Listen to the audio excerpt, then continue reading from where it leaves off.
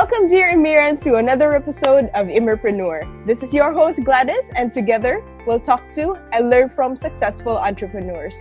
In today's episode, I have invited one of our pioneer leaders from the Middle East who will be talking about why resilience is an important factor of being a successful entrepreneur. Ladies and gentlemen, let us welcome our very own manager from Imiri, Egypt, and the very first in the Middle East, Mr. Abdullah Shunqab. Welcome to the show, Mr. Shunqab. Thank you, Gladys, and thank you for having me in your beautiful program. Thank you, and we're very glad to have you right here. How are you doing? Good. I'm doing very good. Really, I'm excited. Where are you located right now? Right now in Egypt. Right now I'm in Egypt, but normally I've been for a long time in Saudi, in the Gulf. I see. But where are you actually originally from? Originally, I am from Eritrea. Eritrea is a small country in the Horn of Africa between Sudan and Ethiopia, and opposite side on the Red Sea to Yemen and Saudi. It is a small country, but it is a beautiful country. Oh, wow, I'm sure. And how did you end up in the Middle East? I mean, you mentioned that you've been living in Egypt and Saudi as well, amongst other places. Yeah, actually, I've been in Saudi for more than 20 years, a long time. And this is because everybody always is looking for better life for the family and for myself. And I've been in Saudi for more than 25 years, actually. And I was doing jewelry business as a diamond proficient. I'm actually diamond proficient. I studied the diamond. And I've been doing the jewelry for more than almost 18 years exactly in my career. It is a beautiful career, and the income is very good, and the salary also is very high. You know, diamond is diamond always. But still, after some time, now you can see I am an entrepreneur and I am doing a networking marketing business. Yeah, and that's quite a very long experience you have there. Was it challenging to work in a foreign land? Of course. Always to be out of your home country, always there is a lot of challenge because there is a lot of requirements. There is a high competition and high competency. Always you have to be aware. Always you have to develop yourself. Otherwise, you will be fired easily, and you are not at home. Nobody will help you. So always it is a challenge. But the other good part, like in Saudi, for example, it is a multinational country. You can find from all over the world people over there. So in Saudi, I learned a lot of different culture without going to the countries by meeting the people, and it was actually a good place to learn a lot of things. I see. You mentioned to me before actually that as a diamond proficient, you were actually earning quite a good amount of money. How did that transform into going into the network marketing industry? Yes, actually, I am a book lover. I love to read a lot of books. And when I read the book of the Poor Dad and Rich Dad from Robert Kiyosaki, it changed my mind and it removed the fog from my eyes, and I become to understand the reality that if you are employee, doesn't matter you are in diamond or you are in different proficient. End of the day, you are employee, so you have to be entrepreneur. The only choice, you have to be entrepreneur and you have to do your own business. And then at that time, I don't know what to do and how to become entrepreneur until I get the chance. And through my friend, I was invited to a networking marketing business. And from that day, I captured the opportunity and start my way. See, so basically you're saying that as an employee, you felt that you were not secured in your job, and your basic turning point is when you read about the Rich Dad, Poor Dad, and that's when you moved over to the networking business. Is that right? Yes, it is. That's right. After I read that book, I was looking for the opportunity, and when the opportunity came, that was my start. Oh, I see. So, if that's the case, how long into doing the MLM business did you start venturing into other countries to recruit? just took me only 2 years because, as I told you, in Saudi, it is a multinational people population living in Saudi, and it was easy for me to have friends from different countries. It took me just 2 years to start moving and going to other countries and to find partners in the networking marketing business. And because I was looking and I was hungry to make my entrepreneur business, so in 2 years, I learned a lot about networking marketing, and I was courage enough to go out and to go to other countries and start the business outside. Wow. And I believe in the course of so many years in doing the MLM business, I guess you have had some setbacks. I mean, you also mentioned a while ago that if you don't keep up with the trends and you don't upgrade your skills, you won't survive in this industry because the competition is very high, even especially in Saudi. I guess you have suffered rejections not only from people locally, but also internationally as well. What kept you going despite the setbacks? Yeah, this is normal because networking marketing business, it is a different idea. It is a new idea for all the people, and most of the people, they don't understand and they will reject.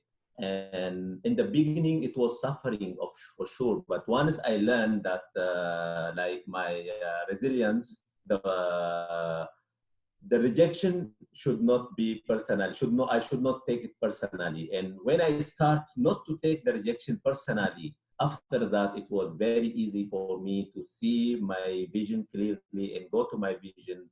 If the people will reject, it doesn't mean to me anything. It is up to them, because if he rejects, it is he is rejecting the object, the opportunity, not me. So I will go for the second one, and I was using the power of next. If this one is no, then so what? The next the other person is waiting, and I was going for the other person. So what you're saying is, in short, that resilience is not taking rejection personally and continue doing the business or the things that you actually believe in. Is that right?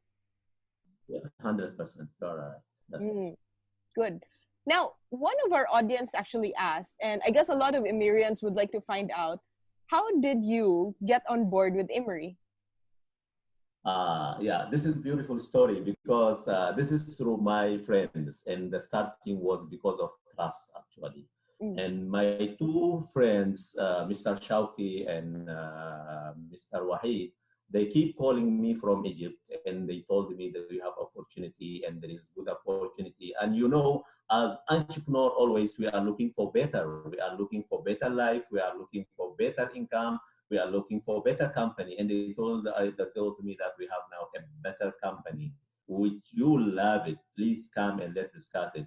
And then they said, do you know who's standing behind the company? I said, no. They said, Mr. Yabwain is behind the company. Then I said, no, if Mr. Yabwain, and actually, I love this guy. I respect him. I trust him. And because of the trust between all of us, I said, okay, then I have to fly to Egypt and meet you.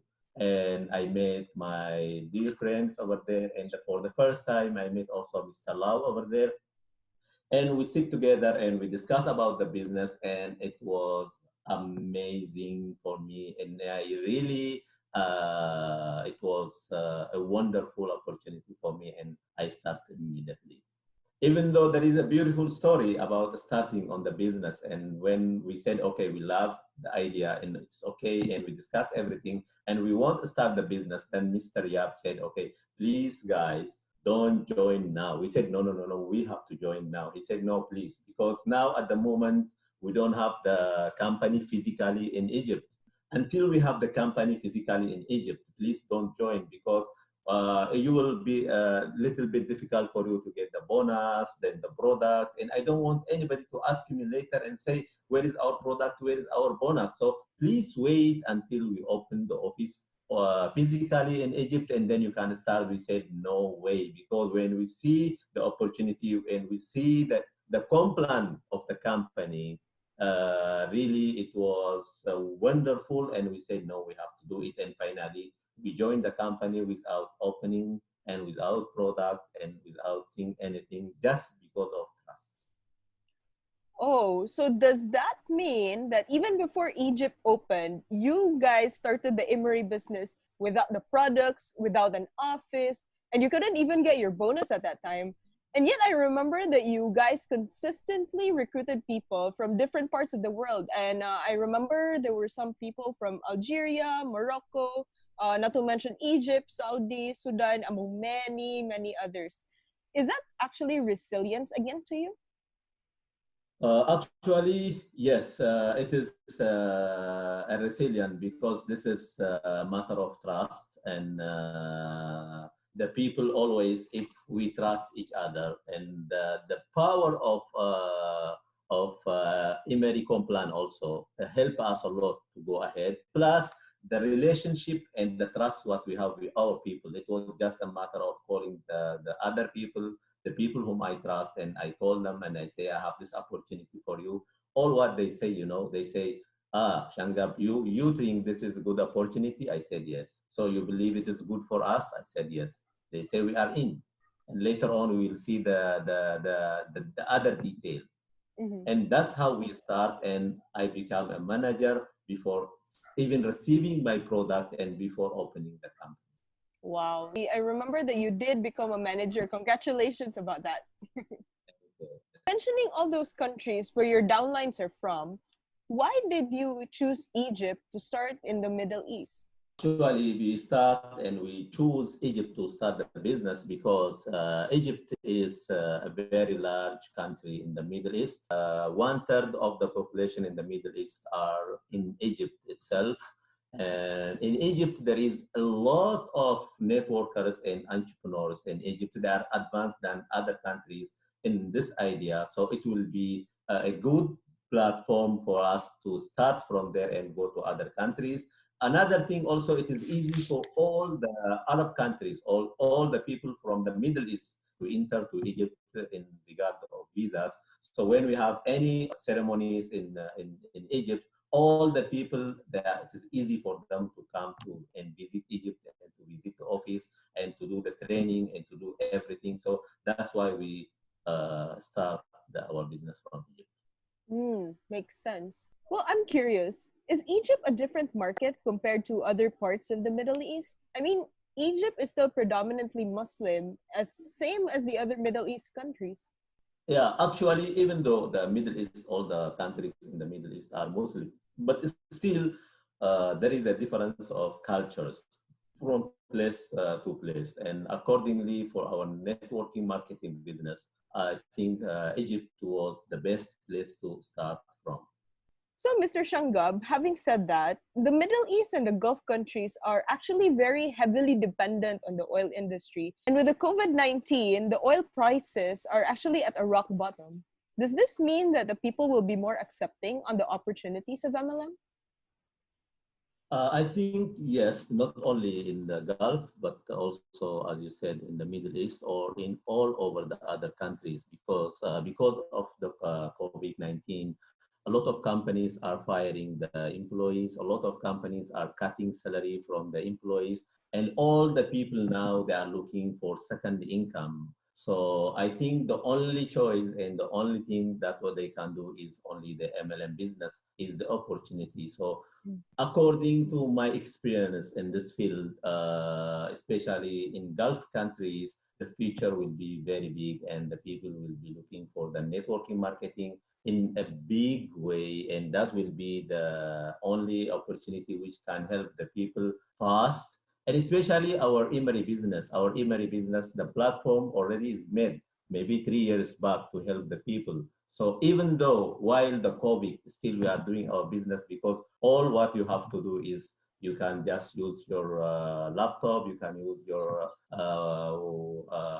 mobile phone, whatever it is, and everything in our system is very advanced and you can do your business at home. All the people now that are sitting at home and watching TV, only Imerians now, still we are doing our business. While maybe I can tell you exactly, I am more busy than any time ever.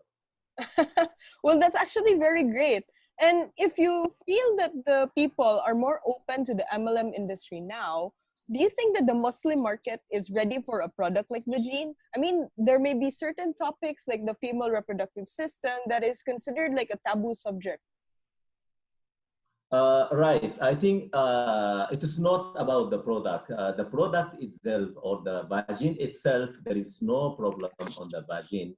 The only problem or the taboo will be just to name the reproductive system of the woman according to the culture of some places, even not also all the places, in some places. Plus, we have another resilience here. This will be the approach. Who is going to approach and talk to the ladies about this product? And now at the moment, we have a lot of female doctors who love the product, who prove that the product is good, and they are using for themselves, and they are helping their patient, or there are other people using the vagine, and everybody is happy with the vagine, and all the report is telling that everybody is using it. So the problem is not in the product, it is only on the approach. But the product, everybody is loving, and we have a lot of testimony. I see. So basically, you're just saying that Vagine is still a good product, but it's just a matter of presenting the opportunity itself. In this case, being resilient means that you have to know the culture, and if one method doesn't work, then it doesn't mean that you have to stop. Is that right? 100%. Mm-hmm. 100%. That's what we are doing. That's good. Now, we know that this month is the holy month of Ramadan.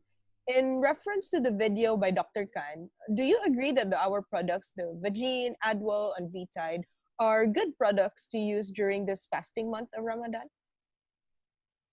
Yes, 100%. I have seen the video of Dr. Khan, and let me say thank you to Mr. Khan for the good advice what he gave to the people and regarding the products. And especially the two products, the V-Tide and Adwal, I personally am using during Ramadan. It is very fantastic, and I would advise all the people whom I love, they should use this product in Ramadan, and it is good to use it in Ramadan.